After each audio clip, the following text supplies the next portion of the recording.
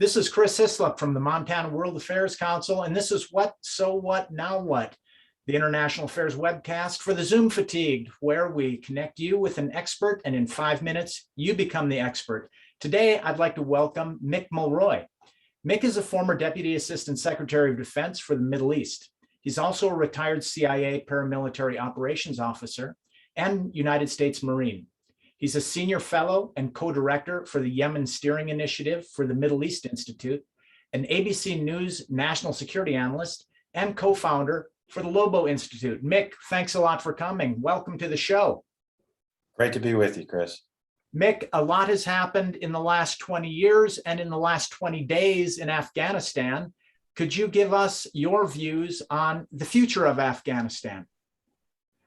Absolutely, and just so your audience knows, I served in Afghanistan for around 2.5 years in my capacity as a CIA officer. So looking to the future, we have to at least understand what we did in the past to the extent that after September 11th, when the United States and our coalition partners, NATO, went into Afghanistan, our mission was to remove the Taliban from power because they had allowed Al-Qaeda, a terrorist organization, to operate from their territory and attack us. In the process of that involvement of the US and the West in Afghanistan, a lot of things changed there. So much of the country was electrified. Much of the country started going to school, and women's rights were at an all-time high for that country. I mean, we saw women actually equal men in the university in Kabul, and we saw a female mayor of Kabul, unheard of course, prior to the West's involvement. So now we're in a situation where the Taliban's taken back over, and I think we're already seeing all these things change. So the future, unfortunately, does not look good. The Taliban's already delivered edicts that women should no longer show up to work. They will no longer be allowed to go to school in the capacity that we would view school. I'm sure they will come up with something along the line as only what women should be able to learn is there now, the sole education that they will receive. We're also seeing, of course, the Taliban prove its connections to terrorist organizations. They have put a Ministry of Interior individual who is on the US and the UN's list of terrorists. They actually have a $5 million award from the FBI on the Ministry of Interior. And we saw from the attack right before we left by ISIS Khorasan that killed 13 of our military men and women and 170 innocent Afghans, that organization, which is a spawn out of Al-Qaeda, is already operating fairly freely in Afghanistan. So we're batting 0 for 2 right there when it comes to human rights, particularly women's rights, terrorist organizations being able to operate freely. The other factor that I think that we should know about and talk about is the promises that the United States made to Afghans that worked hand in glove with us for the last 20 years, fighting against the Taliban. So I know much has been made about the fact that the Afghan military fell so quickly, but I can tell you as a guy who spent a lot of time fighting right next to them, they did fight the Taliban, and they've lost almost 66,000 Afghan soldiers fighting the Taliban. And I think that shows more than anything you could ever say that they had the dedication to do this. We owe them, we promised them, it's called a special immigrant visa. That's a program that the United States came up with. There's criteria. We told them if they met the criteria that they would be eligible, and we would honor that.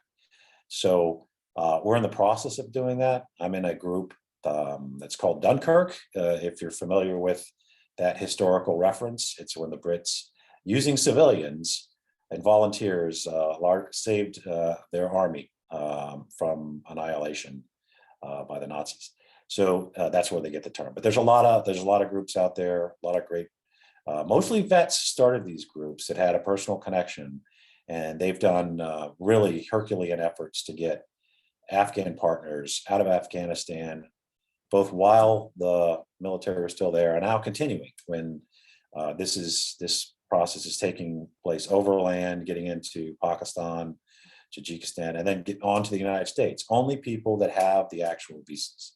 And for those that are concerned that some of these people might not be the type of people we want coming to the United States, I can just say from my personal experience, the people that fought alongside the United States against a group like the Taliban represent the best ideals of what I think it means to be American, and fighting for individual rights and freedoms and believing in it, and to a point where you risk your life. And so that's the people, and the vetting process is very good. So I think that's important. And Mick, all of that now well known, what does it mean for us? Why should Montanans or Americans know and care about what's going on in Afghanistan now and in the future? So the most immediate reason would be the terrorism threat. So we left $83 billion worth of material. A lot of it was weapons, ammunitions, and military equipment. So the Taliban's now one of the best equipped militaries in that region, which is hard to believe. I mean, when we first fought them in 2002, they were just a militia. We fought them the entire time we were there, they're militia. Now they have tanks, armored personnel carriers, helicopters to the extent they can actually utilize them, and night vision devices. So they're a much more significant force, and it would change the calculations on how we conduct counterterrorism operations there. You're going to hear a lot about the term over the horizon. It just simply means we're coming from a country that's far away, trying to conduct operations in another country. So we'd be coming out of Kuwait and Qatar, and that's about 1,000 miles.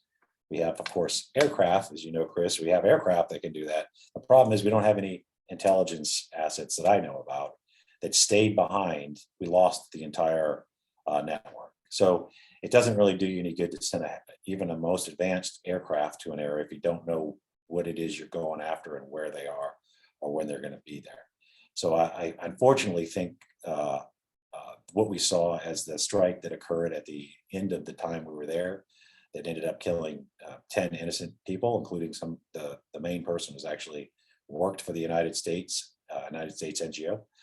I think we're going to see a lot more of that based on the fact we have no information, or really difficult ways to get information that are coming out of cancer. So I think that's the biggest threat. They could reconstitute. We just saw public statements by the CIA saying within 1 to 2 years, Al-Qaeda could have the same capacity that existed before we were there. And it's all up to them on whether they attack us, because we might not have any information. And so unless Al-Qaeda and ISIS completely change the purpose of their organization, which is to attack the United States, I would suspect they're going to try to do that. And I think that's the biggest concern. It's a grim picture indeed, Mick, but thanks for the straightforward view and your expert analysis on the future of Afghanistan. Mick Mulroy from the Lobo Institute, thank you very much for joining us today. And thanks again to our generous sponsors at the Dennis and Phyllis Washington Foundation, Allegiance, and Stockman Bank for helping us bring these programs to you. Thanks, everybody. Look for your Facebook Live feed. We'll be on again next week a couple times on current events. Till then, goodbye.